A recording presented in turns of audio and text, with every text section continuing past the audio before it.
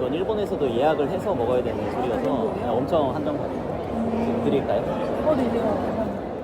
자, 여러분, 이번 서울 사케 페스티벌 2026 다녀오셨나요? 저는 이번에 조금 특별하게 관람객이 아닌 일본어 통역사로서 서사페 2026에 참가하게 됐는데요. 이틀 동안 부스에서 근무를 하다 보니까 꽤나 재미있는 질문들이 많이 들어왔습니다. 특히 다들 약속이라도 한 것처럼 비슷한 질문들을 하시는 걸 보면서 아, 진짜 궁금해하는 일본 술 정보는 따로 있구나 하고 속으로 고민해봤죠.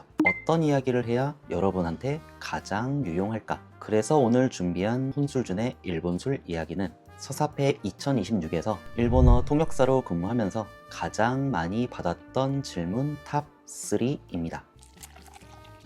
자, 우선 혼술주는 어느 양조장에서 근무를 했나? 제가 이번에 통역사로 근무한 곳은 이관에 위치한 스이센주조 부스입니다. 도호쿠 이와테현에 있는 양조장인데 올해가 서울 사케 페스티벌 첫 참가인 따끈따끈한 주조입니다. 그런데도 화사하면서 깔끔한 뒷맛 덕분에 금세 입소문이 퍼지면서 정말 많은 분들이 찾아와 주셨습니다. 실제로 저도 맛을 좀 봤는데 절제되면서도 화사한 풍미에 끝맛이 아주 깔끔하게 떨어지더라고요. 자, 그럼 이 스이센주조 부스에서 이틀 동안 가장 많이 나왔던 질문들 하나씩 알아보겠습니다. 자, 우선 1위, 부스에서 가장 많이 받았던 질문입니다. 이 셋 중에서 대체 어떤 사케가 제일 맛있나요? 이번 스이센주조는 준마이 긴조, 나이 긴조, 그리고 특별 준마이 나마자케까지 이렇게 세 가지 라인업으로 참가를 했는데요. 관람객 입장에서는 처음 보는 양조장의 술이 세 종류나 깔려 있으니까 당연히 고민이 되셨을 겁니다. 하지만 역시 사케 러버들이 모이는 서사페인 만큼 나마자케를 먼저 알아보시고 해시음을 요청하시는 분들이 압도적으로 많았는데요. 그 열기 때문인지 이틀간 준비했던 나마자케 시음 물량이 토요일, 일요일 모두 점심시간이 지나자마자 아주 빠르게 동이 나버렸습니다. 자, 그럼 진짜 정답은 나마자케였을까? 사실 부스에 서 있다 보면 뭐가 제일 맛있다를 꼽기가 정말 어렵습니다. 그도 그럴 게 각 주조에서 들고 나오는 술들은 저마다 개성이 완전히 다르고 이럴 땐 이거 저럴 땐 저거 라는 명확한 의도를 가지고 픽을 해오기 때문이죠. 실제로 이번에 빠르게 품절되었던 스이센 다테가미 나마자케도 어떤 분들은 시음하고 나서 내 타입은 좀 아닌데? 하고 패스하시는 분들이 덜어 있었습니다. 결국 평소에 본인이 어떤 스타일의 사케를 선호하는지 기준이 있다면 가장 맛있는 술을 찾기 쉽겠지만 초심자분들은 그게 말처럼 쉽진 않죠. 자, 그렇다면 방법은?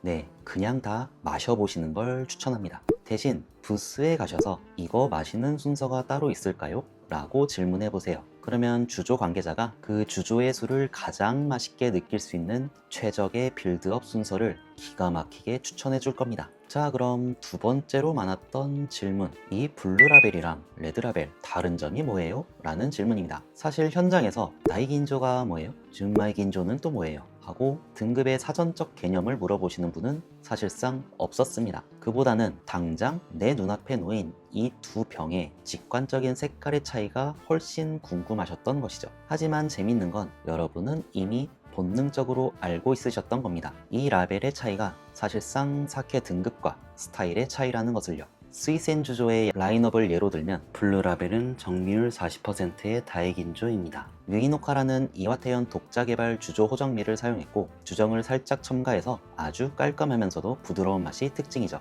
반대로 레드라벨의 경우 정밀 50%의 준마이 긴조입니다. 똑같이 유이노카 쌀을 사용하지만 준마이의 특성상 쌀 고유의 향과 맛이 훨씬 도드라져 보다 묵직하고 든든한 바디감을 보여주고 있죠. 여러분은 라벨 색깔이라는 직관적인 시각 정보로 질문을 해주셨지만 결국 이 질문이 사케의 등급과 주조의 의도를 아주 정확하게 꿰뚫어 보는 질문이었던 겁니다. 그러니 앞으로도 잘 모르겠다 싶으시면 부스에 가서 이렇게 물어보세요. 이 술들의 차이점은 뭐예요? 복잡한 등급 이론보다는 그 양조장의 아이덴티티를 가장 빠르고 정확하게 느끼실 수 있을 겁니다. 자, 그럼 마지막으로 가장 많았던 질문 세 번째, 여기서 가장 달콤한 술은 어떤 거예요? 입니다. 저는 이 질문을 가만히 다시 생각해보니 꽤나 재미있는 구석이 있었습니다. 단적으로 보면 이 질문, 당연히 나는 단술을 좋아하니까 단술을 추천해달라 라는 의미로 보이잖아요. 근데 막상 그 이야기 속을 들여다보면 반전이 있었는데요. 나는 단술을 싫어하니까 그 술을 빼고 드라이한 걸로 마셔보겠다 라고 의도를 가진 질문들이 실제로 꽤나 많았던 것이죠. 물론 반대로 진짜 디저트 같은 단맛을 찾으시는 분들도 꽤 있었고요. 사케를 좋아한다 하나의 목적성으로 이 수많은 인파가 모였었지만 그 안에서 소비자가 가진 취향과 생각이 이렇게나 다양했던 겁니다. 마치 이 세상에 존재하는 수많은 사케 라인업들처럼 말이죠. 사실 이 세 가지 중에 가장 달콤한 술은 이미 정해져 있었습니다. 바로 준마이 긴조의 스윗앤 레드였죠. 근데 또 재밌는 건 어떤 분은 나마자케 특유의 프레시한 풍미 때문인지 나마자케를 가장 달다고 표현하셨고, 또 어떤 분은 정석대로 스윗앤 레드가 가장 달다고 말씀하셨습니다. 결국 일본 주도 같은 서류상의 수치보다 중요한 건 내 혀가 느끼는 직관적인 맛이라는 거고, 역시 사람의 취향 다 다르고 각자의 느끼는 맛이 다 정답이구나 라는 걸 다시 한번 느낄 수 있었습니다. 때문에 사케는 정답을 찾으려고 하기보다 수없이 마셔보면서 내 입맛에 맞는 사케를 찾아가는 것, 그게 바로 가장 큰 재미가 아닐까 싶습니다. 네, 사실 오늘 말씀드린 질문 이외에도 현장에서는